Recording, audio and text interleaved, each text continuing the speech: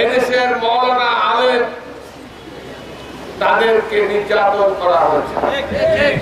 আলেমরা ধর্মসভা করতে পারে নাই, আলেমরা রাস্তায় বের হতে পারে নাই। আমরা দেখেছি ওই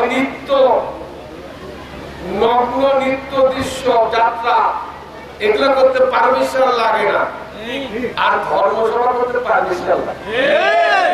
ধর্মসভায় আওয়ামী লীগের নেতাকে প্রধানমন্ত্রী না করলে সে ধর্মসভা হবে না। বুঝলেন এরকম?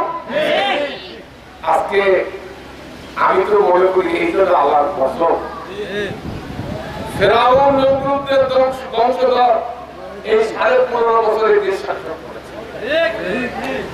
এই যে মওলানাদেরকে কিভাবে পিটিয়েছে যদি আপনারা দেখতেন, তাদের শরীর রক্ত রঞ্জিত হয়েছে।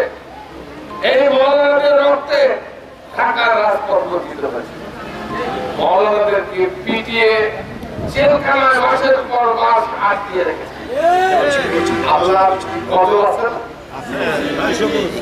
আজকে দেখেন, আমি সবসময় বলি আল্লাহর মার দুনিয়ার বাস।